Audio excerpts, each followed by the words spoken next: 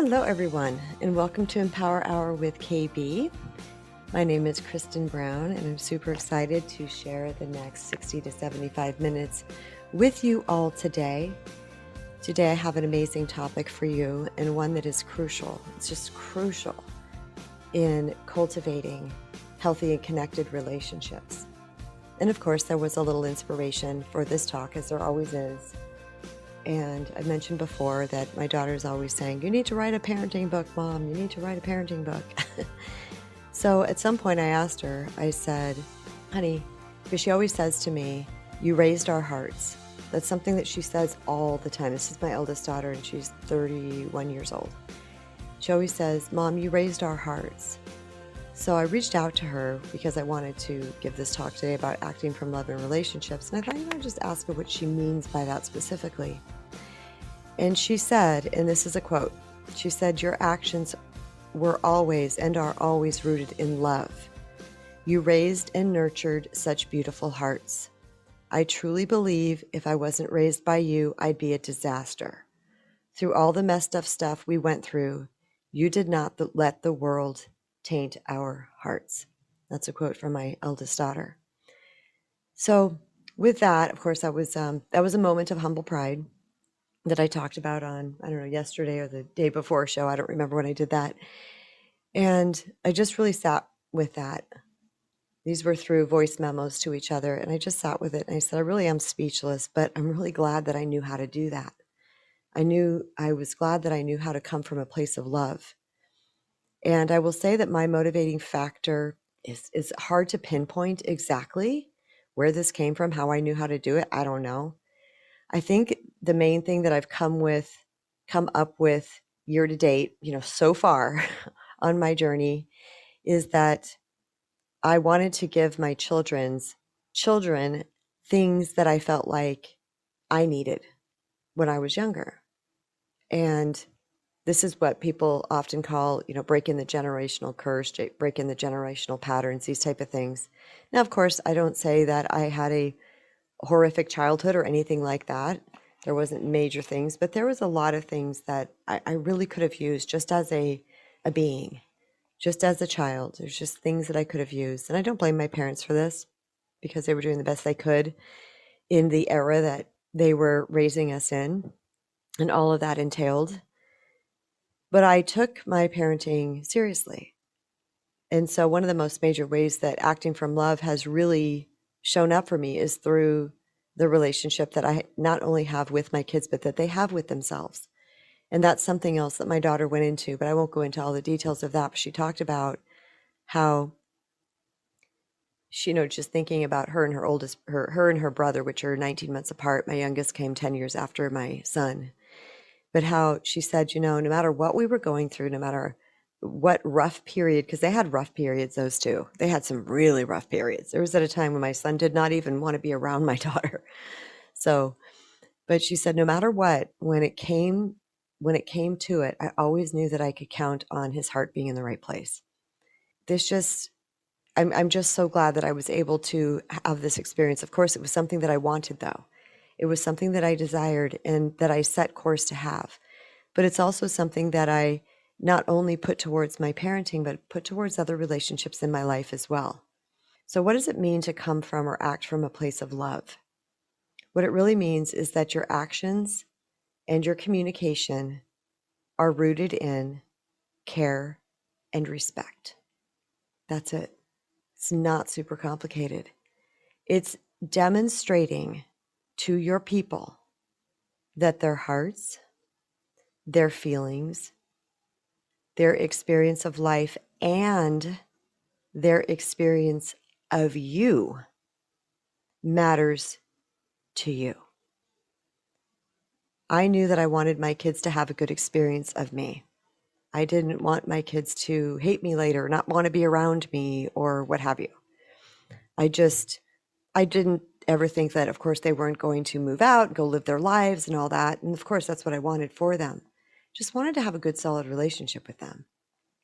So I asked myself, what is it that I want this person that I love? What is it that I want their experience to be of me? And I think asking that question really helps me to forge this path forward to be rooted in love.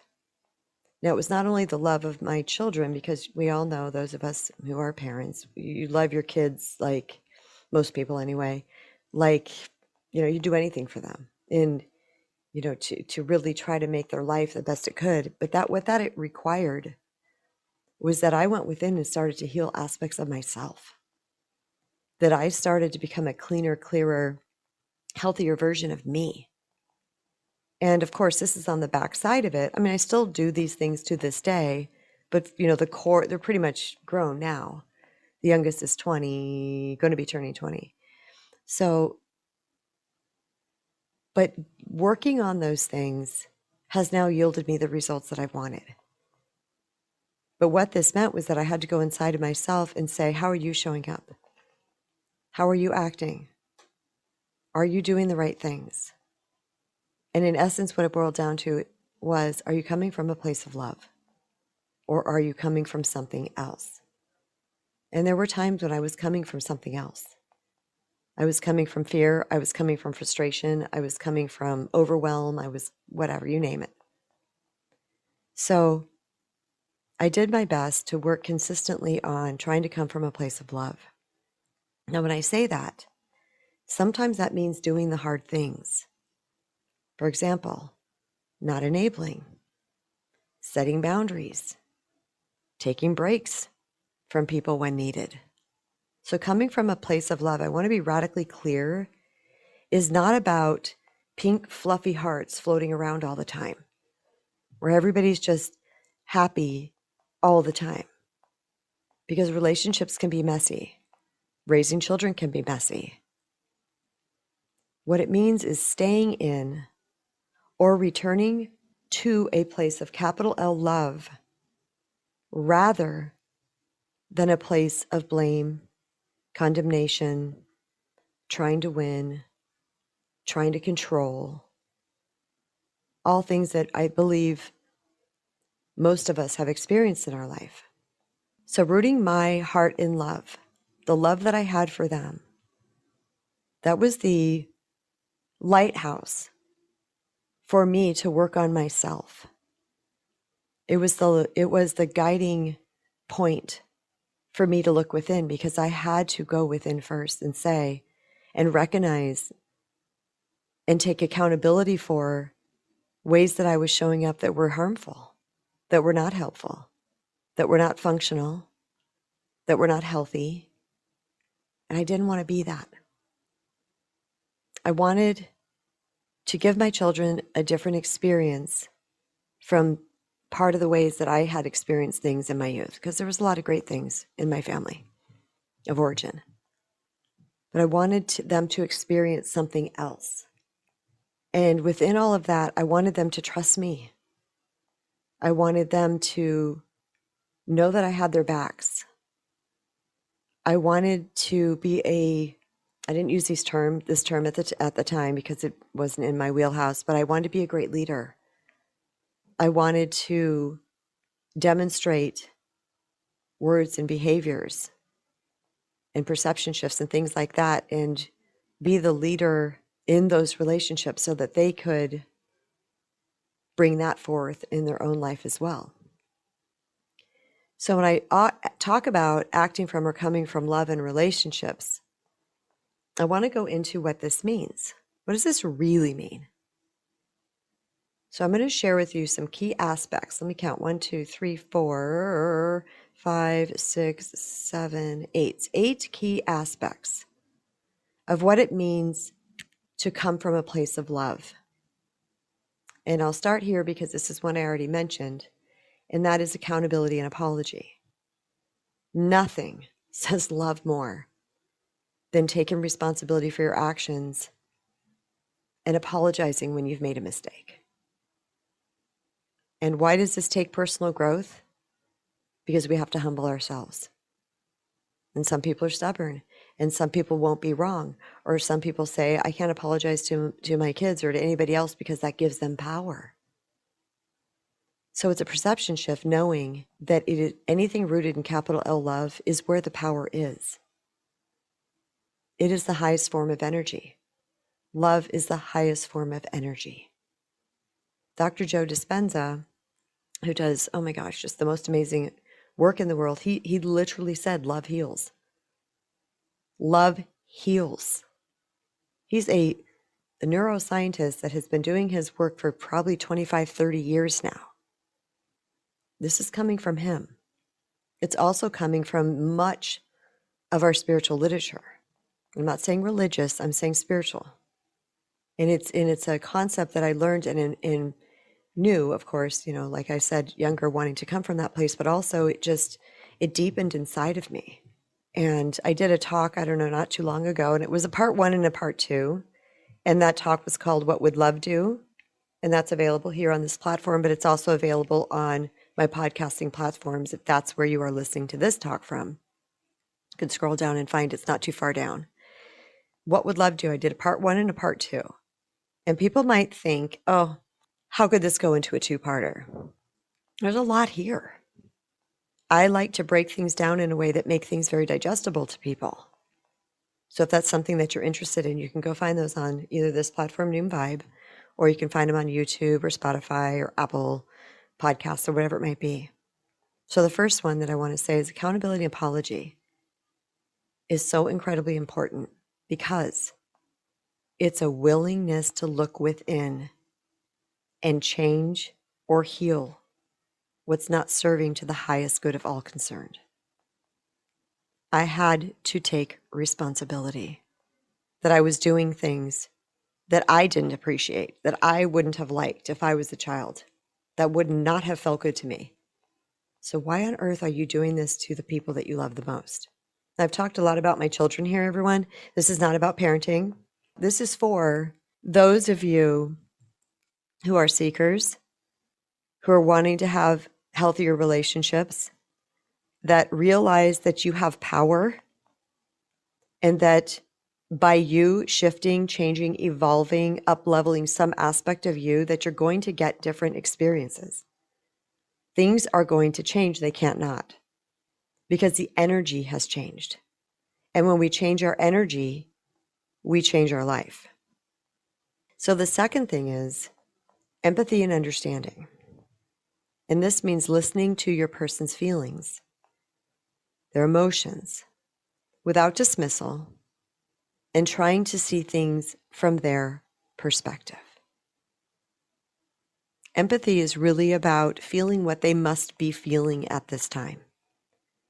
So if someone comes to you and says, you didn't text me back and I felt like I didn't matter to you. Well, we can spout off and say, of course you matter to me. That's ridiculous, blah, blah, blah. Or we can say, oh yeah, I understand how that can feel. I've done that before. I've had that happen too, where someone doesn't message me back or they don't email me or whatever. And then I feel like I don't matter to them. So I get what you're saying. That's what empathy is. It's putting yourself in another person's shoes and trying to understand where they're coming from. It's listening to them with an open heart. It's not about trying to make them wrong. This is a key aspect of acting from a place of love. The third one is open communication. And this is about creating a safe space for honest, open, and vulnerable dialogue where both people can feel heard, understood, and respected. This is about a willingness to discuss your needs, your goals, your feelings, and your challenges openly. Why is this rooted in love? Because you are loving yourself enough to honor what is going on inside of you. And self-love is the key. It seems trite, it seems fluffy, it seems like it's just not enough, but it is. And again, all the neuroscientists and world scientists that I follow and listen to, they all say the same thing. And I didn't get that from them. I unknowingly started to practice self-love 15 years ago, and I realized it was the key. But of course, I hadn't heard it from the outer world yet. And then I started to hear it from the outer world, and I was like, oh my God, I'm right about this.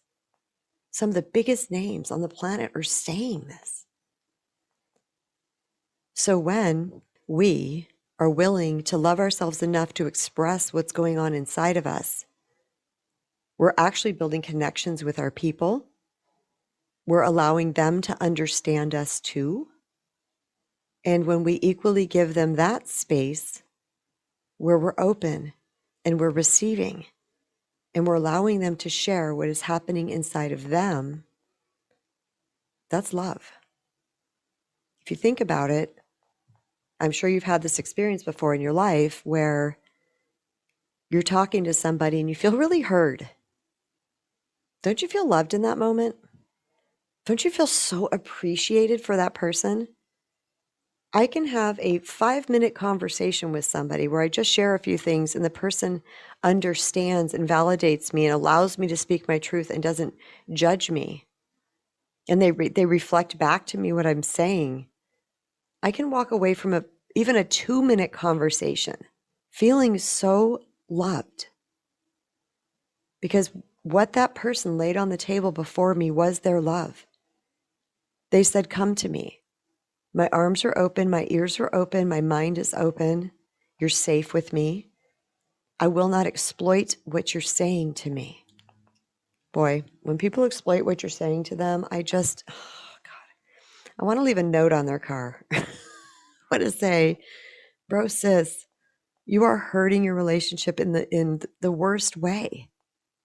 We have to be able to let people come to us and talk to us about what is going to serve them. And sometimes, everyone, it's just that listening that they needed.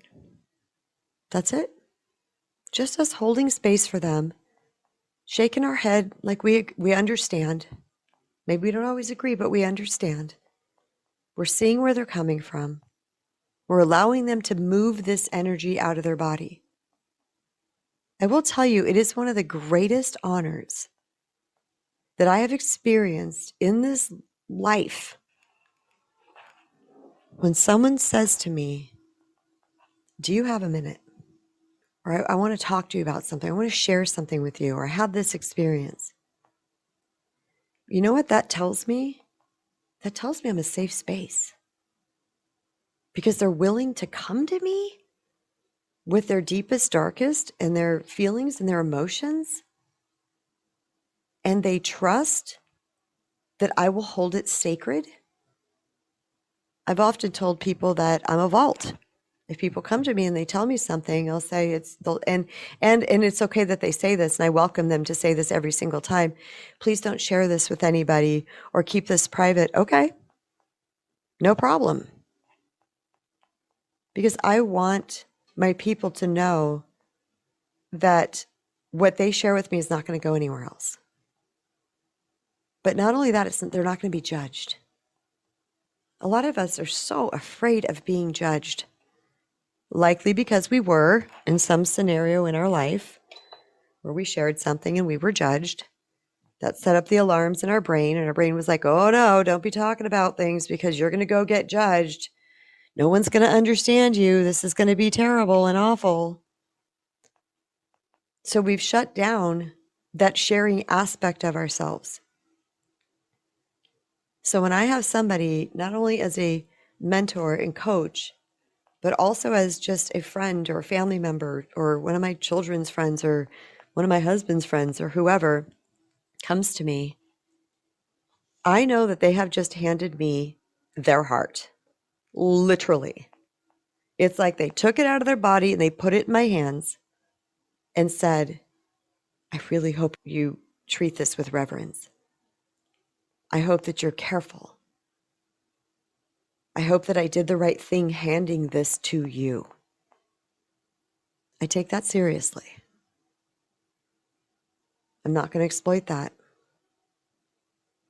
because I want to, at the end of the day, at the end of my life, be a person that slides into home base saying, "I demonstrated love as much as I possibly could." The opposite of love is not hate. The opposite of love is fear, spiritually speaking. And oftentimes when we're not coming from a place of love, we're coming from a place of fear. And when we're in that fear, we say and we do things that are harmful, not helpful, that are unhealthy, not healing, that are dysfunctional, not functional. And many times we don't know we're coming from a place of fear. Think about this, and I've done this before. Let's say my children did something like, ran into a street or walked into a street and there's cars coming or something. And I get angry at them. Pull them back in, scream their name, pull them back in, and then yell something at them like, "What are you doing? That was ridiculous. Ba, ba, ba, ba, ba." And I start popping off all these things to them. And now they're feeling some kind of way because I'm pounding them into the ground. That came from a place of fear, didn't it? Yeah, you scared the crap out of me. And I've done that in certain situations. And I followed it up because I knew I was just like the anger. It was really fear was coming out of me. I'm like, their faces and what I was like, oh God, no, this is not the experience I want them to have. So I would follow it up with, listen, I'm not angry at you. You just scared me. And that's how it came out. And I'm sorry. But not only that, I worked to not do that again. To at least take a deep breath before I said, sweetheart, you scared the crap out of me. That's so dangerous. I would absolutely die if something happened to you. Please be mindful. There was a place that I could come from love rather than from fear. And so taking that into account each time with my people has really allowed me to soften. It's allowed me to be more gentle. I was raised with a bunch of boys. I was very verbal because I didn't have the physical strength. So I was very verbal. Oh, I could cut like a knife. I remember it too. I remember just like it was like a stream, like it was vomit coming out, just a stream of attack. And I also remember thinking how easily that flowed out of me. This is as a young girl. And not really liking the way that felt later, but understanding in the context of it, I didn't have physical stature to do my fighting for me. We did not have a big fighting, abusive family or anything like that, but that was my only defense. But as life went on, I thought, Kristen, you got a viper tongue. I didn't want to be like that. That wasn't a place of love. That was a place of fear. And I started to practice just even in the world. I remember one time, oh gosh, I'm not going to remember this story well. This is a great story though. I went into Starbucks, got my drink, was waiting. There was a big pile of people in there. They had a backup for some reason. I don't know if they were down to one barista machine. I don't know what it was, but there was a big backup. And I was just standing there and I'm in peace. I'm in so much peace. This is a great story, you guys. And I'm just standing there and someone walks up to me and just asks the question like something on the counter. Like, does that say my name or whatever? I'm like, no. And this guy that was standing like 6 feet away from me starts screaming at me. I'm not kidding. In Starbucks, saying, you just need to be patient. And these people are working hard. And I come in here every day. Now, by the way, I'm on a first name basis with these people. Number two, the manager would come out from behind the counter and hug me. She would say, I love you. She would tell me she loves me all the time. Okay, so trust me, I'm not a jerk. And he's screaming at me. And I don't remember my exact words, you guys. So you're just going to have to fill in the blanks here. But it was something, as he's going off on me like that, I just remember looking at him and saying, why are you so angry? I don't think you got this. I don't think you're seeing what you think you're seeing. I think he thought this woman walked up and then I was complaining. it was very weird because I was just standing there. It was very like there's something going on inside of bro. I'm just going to tell you that. There's something going on with him. And then he kind of backed off, and then some lady behind me, because I don't know, I turned around because there's a lot of people around. I think I was, bumping into someone. And I turned around and looked at this lady, and she goes, "Girl, I was about to come out there." And which makes me tear up because this woman, oopsie phone call, saw me getting attacked, and she was like, "Oh no, not on my watch." And I just looked at her and I said, "Thank you for that." She's like, "What was that?" I don't know. And she said, "But you handled that well." And I think that's just from a lot of practice of my youth and going upwards, where I could have met him at that. Oh, there probably would have been a throwdown 10 years prior to that. I had been in the practice of, no, I'm not going to do that. I'm going to be the love. And there's a way to handle this that doesn't look like that. All right, the next one, and the fourth key aspect of acting from a place of love, is support for growth. This is about viewing the relationship as a catalyst for mutual improvement, support, and supporting your person's personal growth, and allowing them to do the same for you. This is about understanding we are the walking wounded, and hopefully everybody is on their healing journey, on their healing path. They are working to fix, change, heal, evolve, grow, up-level aspects of themselves. In short, we are basically all works in progress. So when we show up knowing that your people are not going to be perfect, I was far from perfect. I'm still far from perfect. My kids are far from perfect. My husband's far from perfect. My brothers, my friends, there's nobody that's perfect. But when we show up with the understanding that this person is just as wounded in their areas as I am in mine, and we support them during this growth journey, and this is not without boundaries, by the way, boom. Love means boundaries too, y'all. I mentioned that in the top of this talk. I said this isn't always about pink fluffy hearts floating around all the time.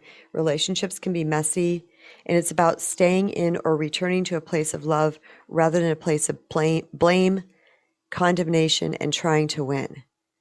And this includes not enabling and setting boundaries. I think that's really imperative that we all understand, is that understanding where a person is coming from is just part of it. Understanding where they're unhealed, understanding where they're quote unquote flawed or in pain or hurting. Beautiful. Sometimes we meet people with that and they start to heal automatically, but sometimes they don't. And we can still support them in their growth journey and remove ourselves from the situation when needed. I'm so happy my beloveds have joined the queue. First up, we have Imani, and then we have Robin.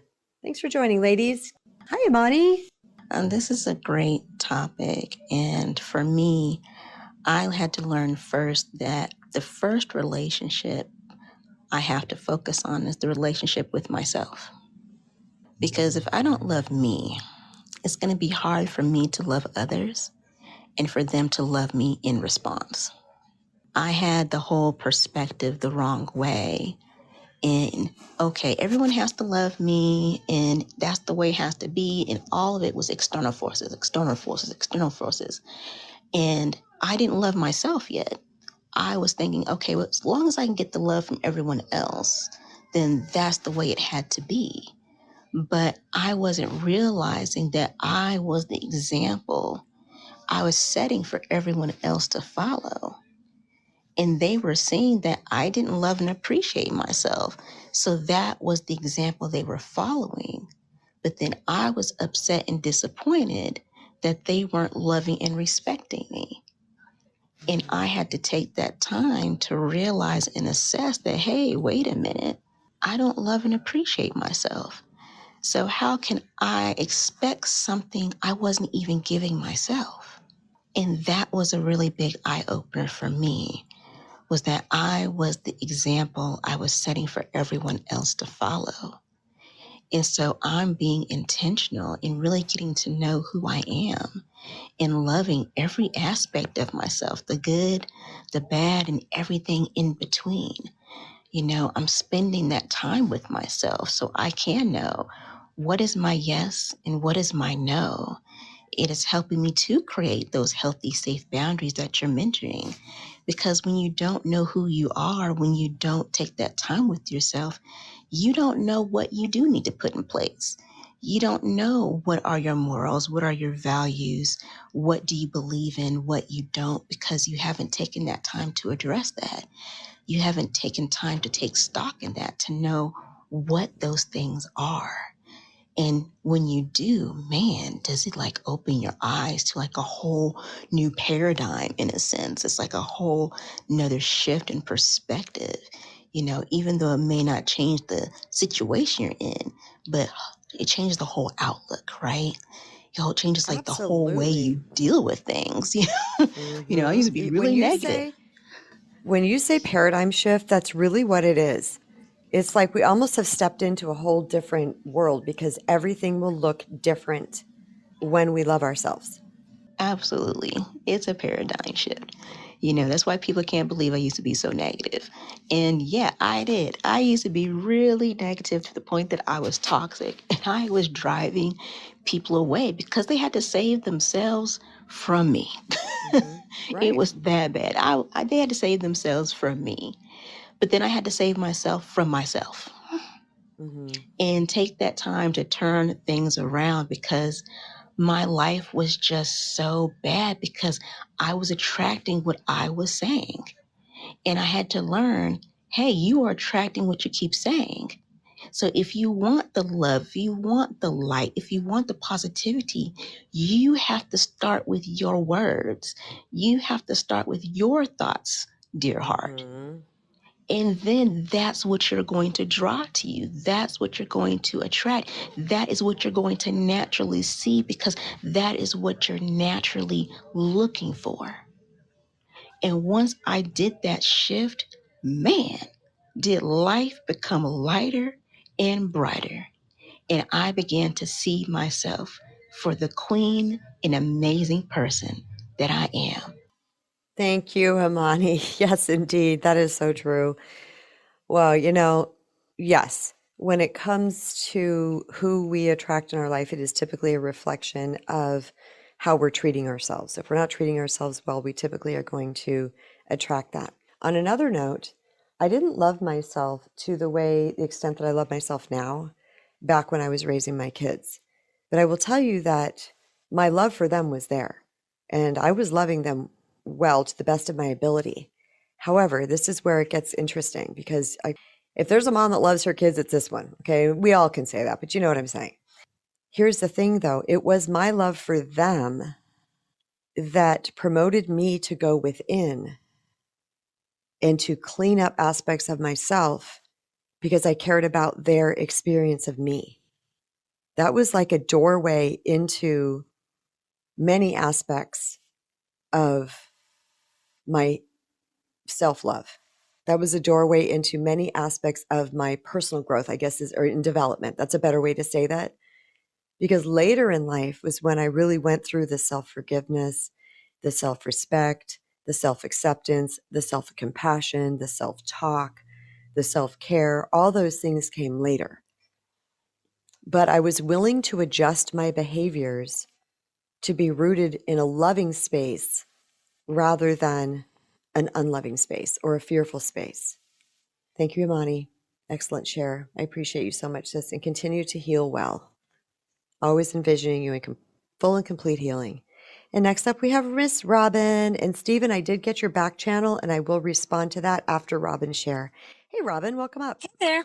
So I Hi. think I sent a meme earlier that was one of the it was like me weighing whether or not that this person's going to get the version of myself before. or after my healing.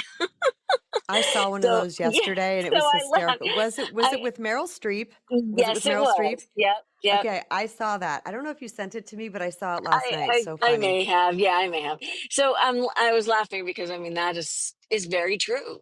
And then there was another one I saw that was like, what happens when my maiden name decides to come out? Mm. So anyway, I mean I've done a lot of work. I have, but when the Thanksgiving holiday came up, I was thinking, oh, this is gonna not be as comfortable as I thought it was, because if going back to your, love is the most powerful thing, and being able to step up and apologize shows a lot of love. And then the love and the fear, opposites. So I didn't know what was going to happen Thanksgiving, but my nephew did not come, and I was kind of like, oh, why didn't you come? And kind of felt bad because he's the one that wants me to refer to him as she, and I can't do it. I can't. And people say, oh, well, that's not respectful, and I'm like, is there a disrespect? No. Is there a fear? Yeah, there's a fear that your life is going to be very difficult, and it's very hard for his parents. So Hmm. I don't know, it's just not something I'm going to be able to do, so I just Hmm. resort to calling him the child, because we've always called him the child. You do what you can, but it's a habit of always, I don't know you. I don't know if I want to know you. I don't know. I love you. So when we had this big blowout, and my other nephew was screaming at me, yelling, and why don't you do this? Is it hurting you? Blah, blah, blah, blah. And I just said, you know what? It's hurting your parents, and it's hurting him, and he's not moving forward. He sits in his room, blah, blah, blah.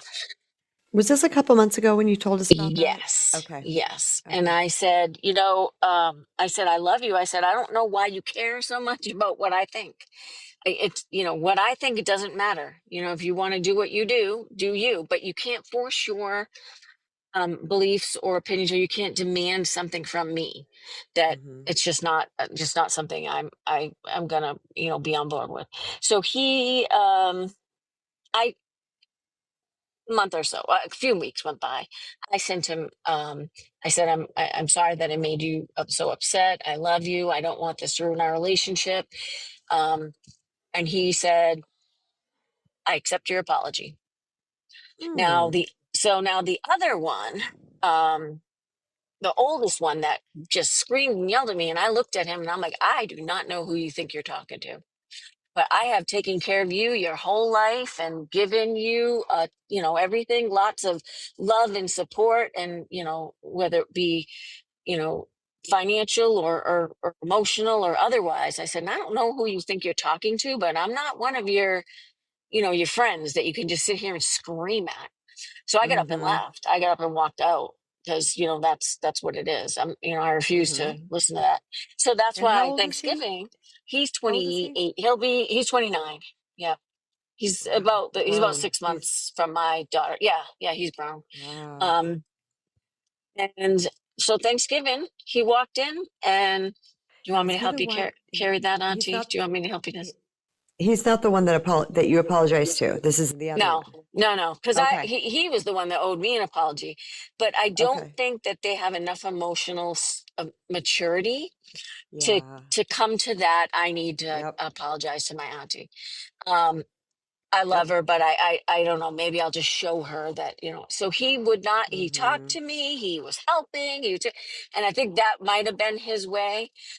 So It's I very I male hope he, too, by the way. yeah, That's very yeah. male. I hope he continues to grow. But I get that whole apology thing, because I generally am that person that will do it, because that shows growth and maturity. So it's what I do. Yes. Thank Yes. you. Thanks, Miss Robin. So glad that you had time to come up today. Yeah. Wow. I'm glad. I'm glad that you had that outcome. So that's all kind of cleared up now with those two young men. Yeah, these things aren't easy, are they, guys? Like, I just think about so many of situations that I've been in, and I was like, what is happening? What is happening here? Especially if you're someone that is really giving and loving and showing up from for the most part, from a place of love with people, and then they do weird things to you. It's very confusing, and you're not really sure where to go with that. So when I hear there's a positive outcome to things like that, I'm always really happy to hear that. All right, we're going to bring up Stephen. He did send me a question on the back channel, but looks like he's going to join us. Welcome up, Stephen. Yeah, Hi. so Robin's things kind of ties in a little bit. This would be a combination of, okay, when your kids ran out, you were trying to protect them, and then using it with somebody completely anonymous to you was the gentleman, or I speak that loosely, the male in the coffee shop The dude, that right? was that was uh, that was trying to quote unquote protect the workers. Yeah. Can you see that? And I have experienced that from a family member. And well, I just need to control what's going on in this house, because if I control this, then that's going to save my daughter-in-law the next time. I'm like, this ain't gonna do shit. But Right. thanks for coming down on me like a ton of bricks and making me feel like, barely an inch tall. Because I'm like, I'm sorry, I don't recall all the frenzy you were in a year or two ago. I just don't, because I'm not there.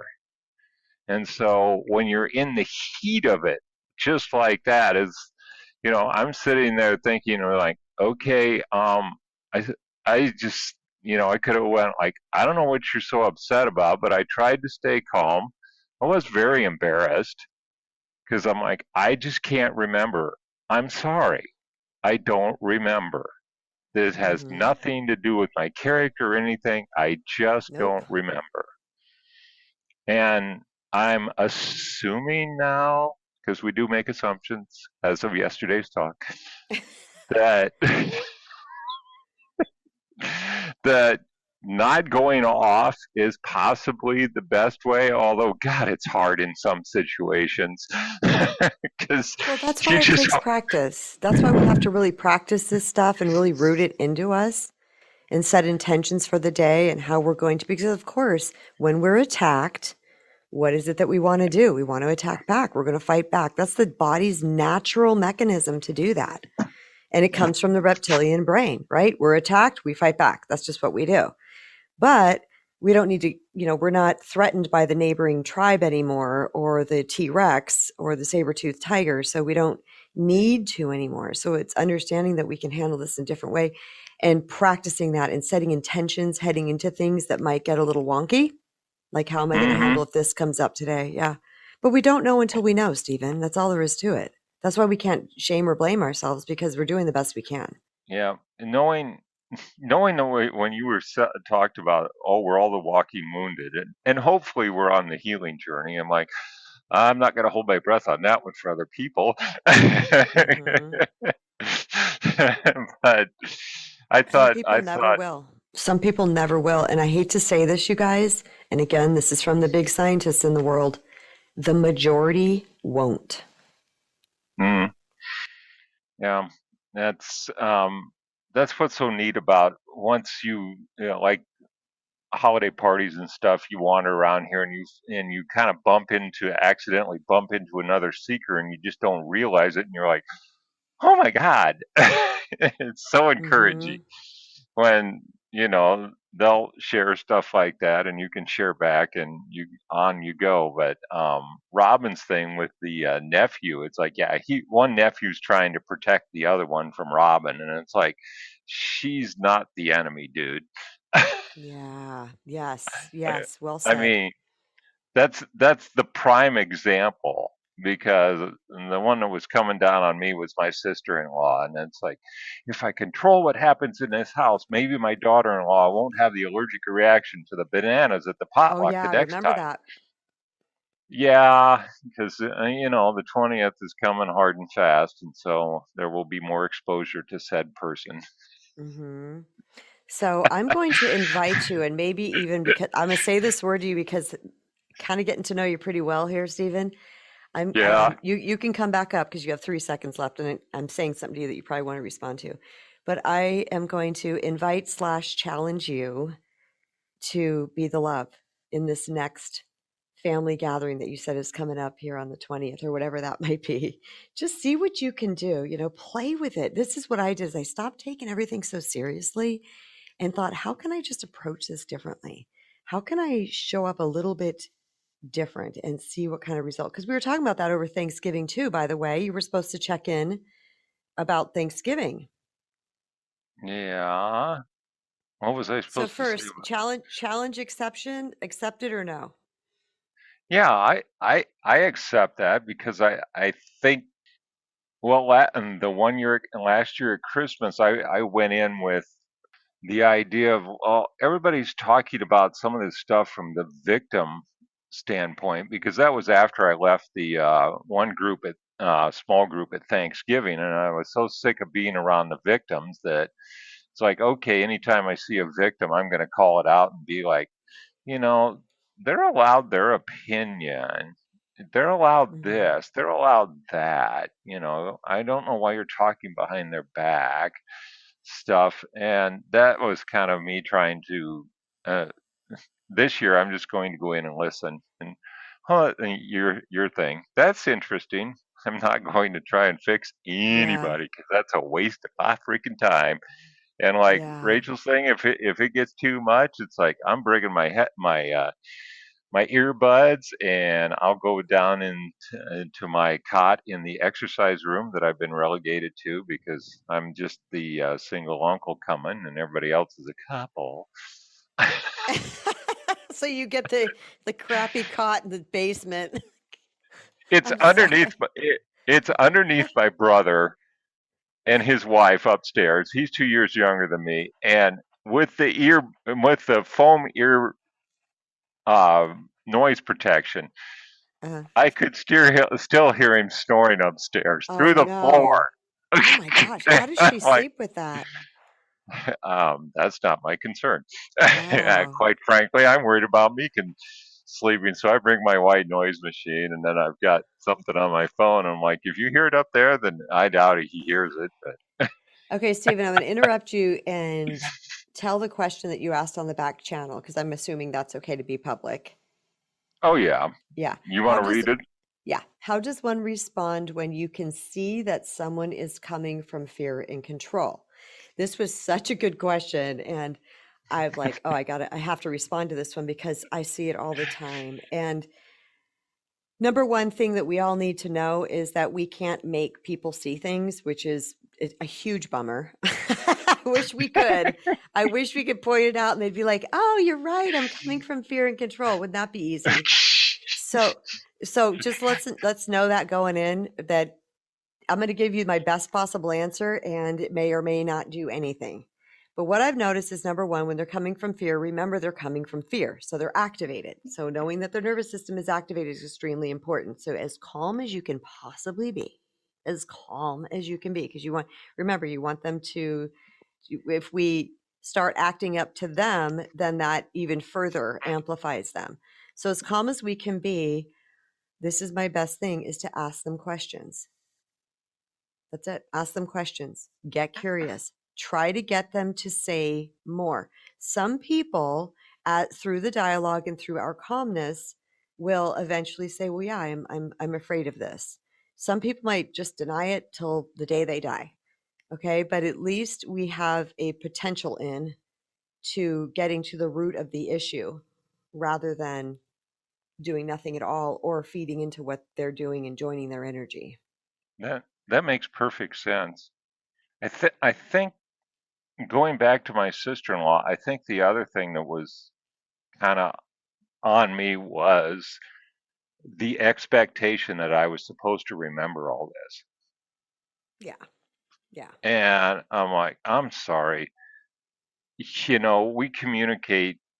I see them once or twice a year, and even though they're 125 miles, but I'm a single dude with a house to keep up and a 50-hour week to work. And you don't ride that bike 100 miles just by getting off the couch and going out there. Trust me.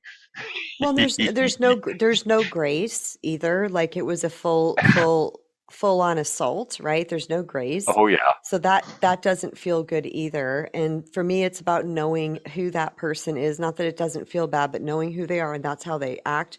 But one thing I will do, if someone starts doing that, they getting loud, and I've said this before on the stage, even if my kids are having a conversation, someone's getting a little louder, I'll be like, there is no conversation that needs to have a raised voice. You know, I show up like that with them. It's like, you don't need to be raising your voice. Okay.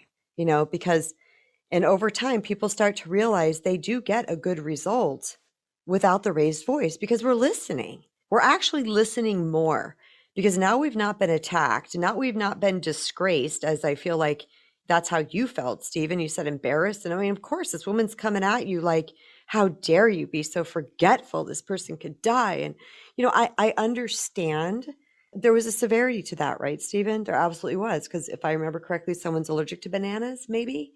I don't remember exactly, but something to that effect. But she could have pulled you aside and said, Stephen, I know it's so sweet that you brought this or did this, but remember that Lisa is allergic to this and she will go into anaphylactic shock. Like, this is a bad one. So thank you, though. Way different than someone coming down your throat, isn't it? One's from fear, one's from love. So that is a really great example of how we can show up from a place of love. I'm going to go into the last final ones of these in this little bit of time that we have left. But I do want to say thanks to Imani, Robin, and Stephen for coming in and just sharing from your heart. It just feels so great to me. I love when you do that. All right, we're going to go into number 5. And this is how to, these are key aspects, 8 key aspects of acting from a place of love. And this is number 5. And this is prioritizing connection. And this is about making intentional time to connect and nurture your bond the same way that you would maintain a garden with water, with pruning, with nutrients, with a net, so that the tree, birds and what have you don't get to the garden. It's about priority. It really is. It's you matter to me. You matter to me. When someone reaches out to me that wants to spend some time with me, I prioritize that connection, which means it may not happen today or tomorrow, whatever, but it's in my head. It depends who it is and what the circumstances are and the timing and the who works and living and all that, where they live, all this stuff. But I will definitely put it into my head because I prioritize my relationships. I want my people to feel good about me and I want to feel good about them. And this is where connection happens. Connection cannot happen between two people that are not spending intentional time together and nurturing that bond and laughing and having fun and having shared experiences and communication, whatever it might look like for you. It's having those experiences. Even when my daughter and son-in-law they'll say like, okay, Tuesday night, because they have this new thing through AMC theaters, I think, where they have half price movies on Tuesday night or something like that. And she'll say, okay, Tuesday night's movie is this. Do you guys want to go? And she invites a whole bunch of people. And even though the extent of our talking is standing in line when we're about to give our tickets and then maybe go getting some snacks and BSing and laughing and then sitting all in the seats and talking to each other and sharing our snacks with each other, watching the movie, which is 2 hours typically. And then after the fact, so we spend a probably total of maybe 35 minutes, like really talking, but it's still bonding because we're talking about the movie. And one of my favorite questions is, okay, what do you rate this scale of 1 to 5, 5 being the best? And we kind of go through and like, what did you like about it? I like this. I didn't like that. And we get to know each other. We're bonding, hugs and kisses. And it's really great. Even though it's something that our attention is going to be on something else for some of the time, it still matters. That 35 minutes matters more than if we didn't do it at all. So keep that in mind. All right, number 6, another aspect of acting from a place of love is loving through hardship. And this can be hard. And this is about showing up for your person, your partner, whoever, during difficult times. This is about offering patience and grace and compassion when they are struggling. Nothing says love quite as much as, well, all these things do, especially like I was saying, accountability and things. But when you're there, I just saw a meme last night on Instagram, and I can't remember. It said something like, remember who was there for you when you were at your ugliest, your lowest, your saddest, whatever it was. Send this to that person.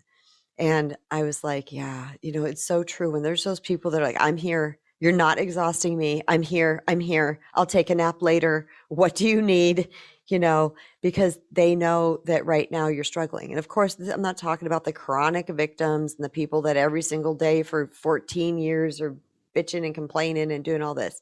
I'm not talking about that. I'm talking about someone's really going through a thing like my tsunami and people that were around me. I don't think I really let a lot of people know how devastating that was to me. I reached out to a couple people here and there, but I didn't want to exhaust them and what have you. But there was my one friend that answered the phone every single time I called. And she was chronically ill too. And I felt bad about that because I never know if it's a good day or a bad day with her. But she would answer and she would talk to me and she would build me up and tell me what I deserve and what's not okay. And, these type of things. And I'll never forget that. I will never forget that. That was love. That was love showing up for me. So think about that. When you really take the time to love people through their hardships, it's again, first you'll build a bond. They'll trust you. They'll want to do the same for you. If they're a healing person and they're not a, narcissist or a selfish person, they're going to want to do it for you back. You were there for me. It's my time for you. I remember not too long ago, I was going through a particular thing and my son was on top of me like white on rice. He was just like, you need anything, Mom? Okay, I'm leaving. I'm going to work now. Is there anything I can get you? Can I do this? Can I do that? And I just remember looking at him and I was like, babe, I mean, this is a 29-year-old man. And I was like, he's still my baby to me. And I said, thank you. Like, I feel like you're being so attentive to my needs. And he goes, you've done it for me. I'm going to do it for you. Literally what he said. He goes, this is the least I could do for what you've done for me. It makes me tear up. But, this is how healthy connections are formed, is because we do show up for people. All right, number 7 is building trust. Talked a lot about this already. And this really boils down to do what you say you are going to do. Words and behavior matching. That's it. It's key to cultivating trust. That is built in love. I love you enough that I'm going to follow through with what, even if something comes up in the meantime, even if I'm going to have to delay it a little bit, I'm going to be right on top of you and I'm going to send you the message back and I'm going to say, here you go. I can't be there yet, but here's the thing, da, da, da. Respect the person. Respect is an aspect of love. It is one of the 5 self-love tenets. It's rooted under the umbrella of love. So when you respect a person enough to follow through and to do what you say you are going to do, you are going to build trust in a magnificent way because they know. Like there's some people, so interesting to me how I will have somebody show up to me in the most magnificent way, and then I'll have someone else try to tell me that this person is bad or wrong or whatever. I'm looking at them, I'm like, do you not see them? Like, I would trust this person with my life. Do you not see? Like, no, they don't. They quite literally don't see them. They're seeing them through a lens of their wounds and their fear. But it blows my mind how if we heal that, if we heal our wounds, like Imani was talking about, self-loving, and this is about healing too. When we work on that stuff, we literally have a paradigm shift. Life looks different. I've often said it's like someone takes a muddy filter or film, like as if in window tint, and peels it off the windshield of your life. Things just look different. We start to see people through a completely different lens. I will tell you something, through my own healing journey, forgiveness, grace, compassion, acceptance, all of those things, I started to see others that way, where before I might have judged them or condemned them or whatever it was that I was doing. I might have done those things before, but I started to see them through a different lens as well. And I was like, isn't this crazy? This whole thing is just mind-blowing. Energy is mind-blowing. And the fact that we heal our inner worlds and it actually can heal our outer worlds, this is one of the aspects of how that happens. Number 8, creating safety. Again, this has kind of been touched on basically in a lot of these that I've been talking about, but this ensures that the relationship feels like a refuge where the person can be their authentic selves without fear or judgment or having their voice silenced. This is allowing them to blossom into a full expression of their whole unique and awesome self.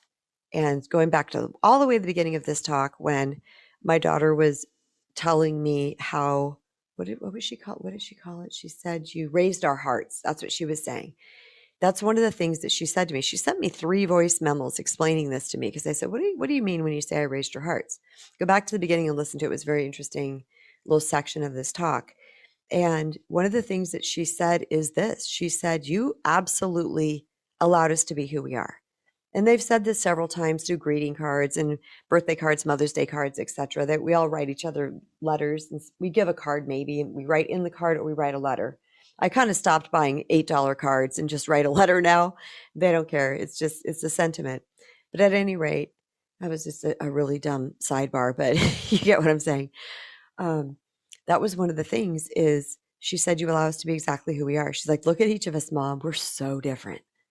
We're so different in so many aspects of what makes us happy, what makes us, where our passions lie, where our gifts are, what, all these things were so different." She goes, "But you never blinked. You're like, you don't want to play piano? Okay. Or you do want to play piano? Okay. You want to play volleyball? Sure, let's do it. Nope, you don't like it now? Okay. Whatever it was, the clothes they wanted to wear. It kind of made me sad because you know how you like to dress your kids in the clothes you like? I was sad, and I say that lowercase and, almost invisible font because it wasn't really sad, that it was like, oh, when they wanted to start picking out their own clothes because they were like little dolls. I get to put you in this adorable little outfit. But you know what? That was part of it. And some of the clothes they picked out were not something I would pick out for them. But I didn't say, "Would you like this?" "Sure." "Do you love it? Do you like the flowers like that? Do you like the this, that?" I didn't want them to be swayed by my thoughts because I didn't want them to have to try to please me. I wanted them, now if something just didn't look right or didn't fit right or whatever, and they're like, "I don't think this fits right. Yeah, it's kind of big," or whatever. I was honest in those things. Again, that's part about cultivating trust too, because when you're honest in a gentle way, everybody, with some things, they know that when you're honest about other things, or are honest about sometimes the insignificant things, they know that when you're talking about other things that you're being honest to. Like, it really cultivates that trust in your honesty. So this was, it's allowing people to be who they are. It creates safety. They feel safe. They feel like they're wrapped in a hug when they're around you, and they get to just be who they are. They don't have to put on a show, chameleon, become a people pleaser, show up in a certain way. I know I don't like to. And again, a lot of the way I parented was based on what I needed or could have used, with the ultimate love and respect for my parents raising us in the era that they did and the way society was at that time. Like, again, I always say we're Gen X, we were feral. No one was asking me my feelings. I went into a dark depression for like 4 or 5 months after this horrible thing happened when I was 17. Nobody checked in with me. I mean, it's like, we were loved, we were safe, we were financially provided for, all those things were in place, but man, the emotional side of it was like completely missing. And that's a lot of Gen X. And so, not every single one of us probably, but anyway. So that's the last one. So basically, in a nutshell, I'm going to just share just a quick, like, 5 things to avoid, because most of us know this. I don't even need to say it, but just in case it rings a bell in you, it ignites something in you, it reminds you of something that you've been doing or how you've been acting. You're like, "Oh, okay." So what to avoid that is not rooted in love? And that is acting out of anger or selfishness or negativity. This hurts a relationship in a big, bad way. Okay. When we are acting from that place, when we are coming from that place, when we are addressing our people or the way we're showing up for our people, you are hurting the relationship, you guys, hurting it. The next one is controlling them, making or trying to make others do what we want them to do so that you feel comfortable. Oh, that was, again, something I had to grapple with. It was like, what am I controlling here? Like, where's my fences? How do I do this?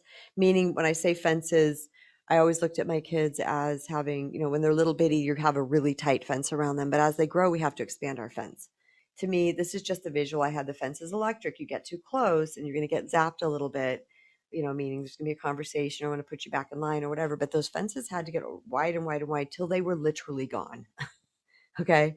And, I had to learn how to work within that parameter. And I'm using my kids as an example, but this is in any relationship. This is with our partners. This is with our best friends. This is, I see people trying to control their best friends. This is not just this, it's relationships in general. So controlling them, letting them do what, as long as it's healthy, right? They're not doing something that's destructive to them or you, letting them run their show and do things that make them feel excited or impassioned or motivated or that fill them up. The next one is we do not dismiss feelings. We don't dismiss feelings or emotions.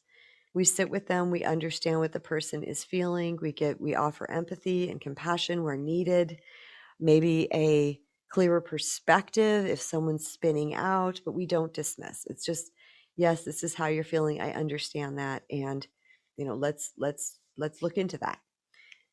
Another thing that we can avoid is making the relationship feel conditional or imprisoning. Imprisoning is often about control.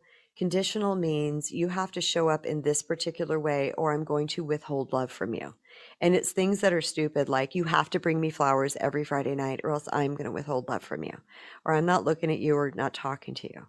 Okay, I'm not talking about the times we need to set the boundaries and we need to move away and migrate away a little bit from them while they're acting in the dysfunctional way.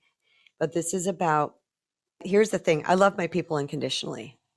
I love them no matter what they do. I'm still going to love them. The love doesn't change. That's unconditional love. However, there is conditional behaviors.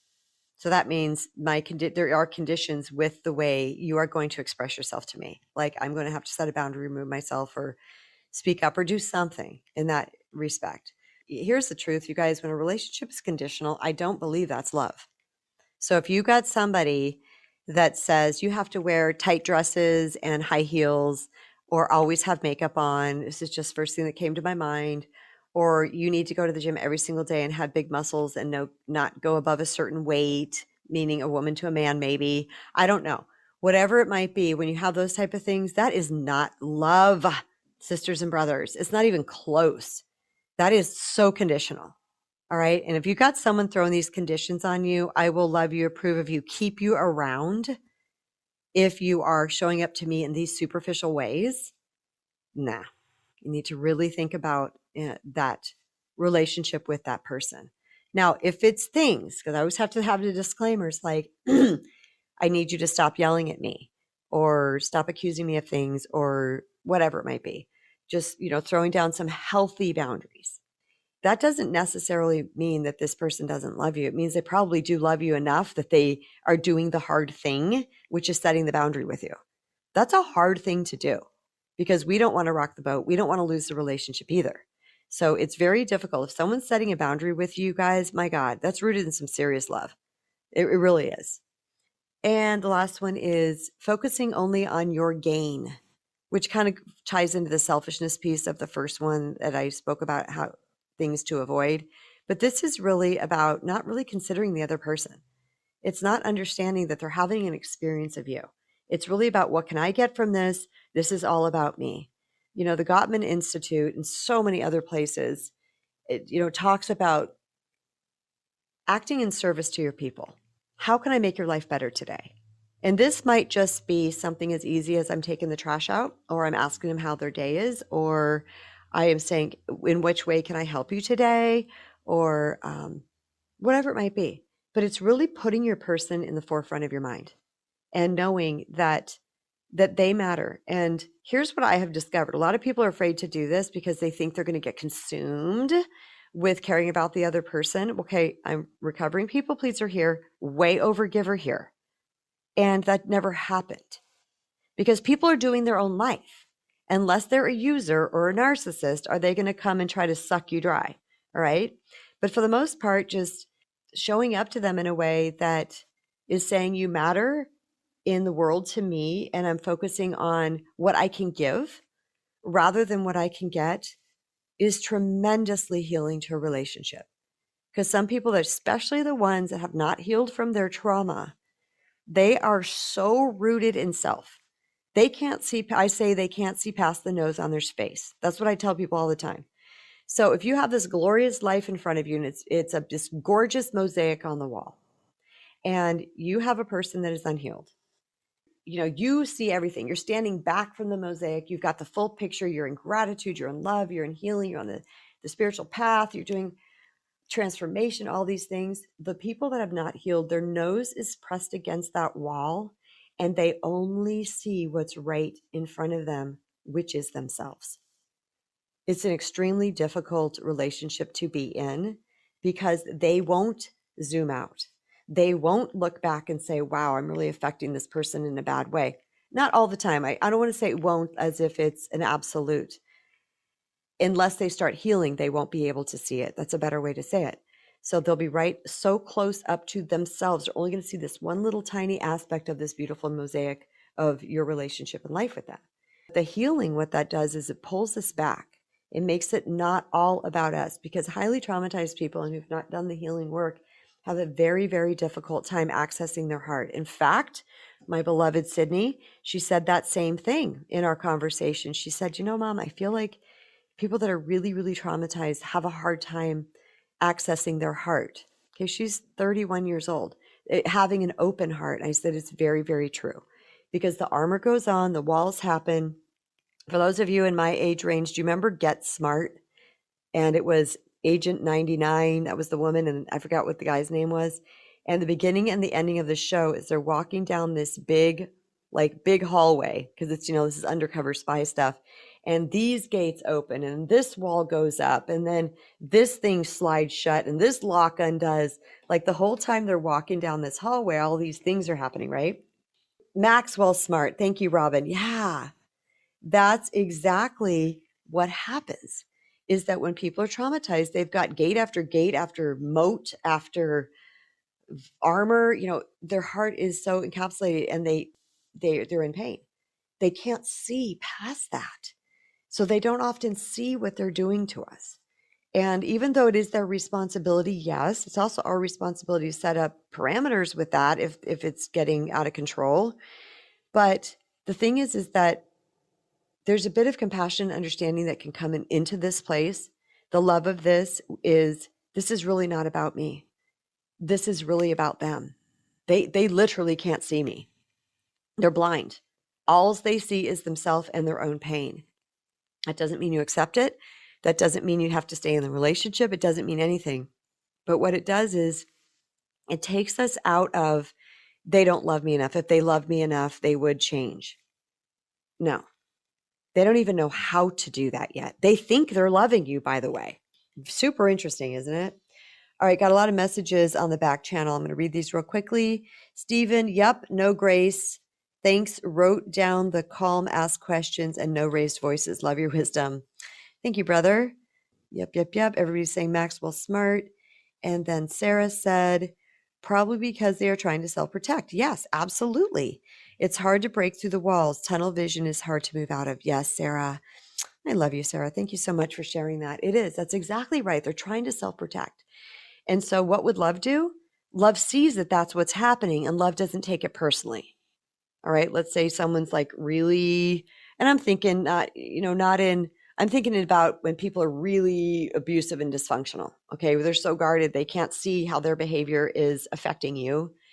It's because they literally can't. They do on some level. Okay. Because they're human. They have a brain, they have intellect, but they're not really in touch with the empathy of it because their heart is closed. So they don't see it on the depth of level they could possibly see it from. They don't see it from that. They might know it intellectually.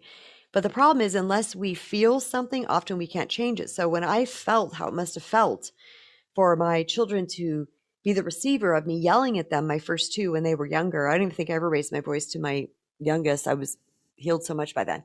But, I think I did like a couple times. Anyway, here I am, always trying to be completely honest. But that doesn't feel good. I didn't like that. That was my empathy. That was my empathy. And I course corrected that so quick. To this day, I've brought this up to them as adults several times. Like, yeah, I used to yell at you guys. They're like, I don't really remember that, Mom. Did you remember? And they're like, no, not really. Isn't that weird? Because one, I corrected it quickly, but two, there was so much love. The reigning theme was love. So let's say 98% of it was love. And then I yelled at him a couple times. What's the word I'm looking for? It took over. The love took over. So yeah. So if somebody's coming at you sideways, it's having compassion for them and grace for that. They really don't know what they do. That's what it boils down to. They're unconscious. They're sleepwalking. They know not what they do. Did Jesus say that? Yeah, I think Jesus said that. They know not what they do. That's the truth. And that's where the understanding and the compassion come in. That doesn't mean, however, that you need to sit there and take a bunch of hits. Please know that. Stephen just said, the heart that is walled up, no windows or doors, no good can come in or out. That's me adding that. And all the crap stays in too, because it can't get out. Yes, I guess you were going to say that too, Stephen. Sorry. Yeah, absolutely. So I hope this conversation really resonated with you guys today. I love speaking to you. I love meeting with you on the daily. Also know that many of my episodes are uploaded on other platforms, on YouTube and all major podcasting platforms. They're not in the order, and I don't upload every one. Okay, it's just I can't keep up with that. I get 5 talks a week. I just can't. It's impossible. So maybe when I get a team, I've been thinking about getting an assistant to help me with some things. But thank you guys. I love you. I appreciate you being here. I know that you take time out of your day to join this talk. And namaste, hands over heart. I'm very grateful. And I appreciate you and thank you for being just an awesome contribution. Even if it's energetically, even if you don't come on stage, you're an awesome contribution to this community, to especially the Empower Hour with KB community. I can only speak for my own, and I just know we've got the most amazing people in here. And when I say your energy, just you being here and listening, trust me, energy is everything and energy is everywhere. Your being here and your energy coming towards all of us is meaningful. And I am so grateful for it. So have an amazing day, everybody. And I will see you tomorrow. Much love.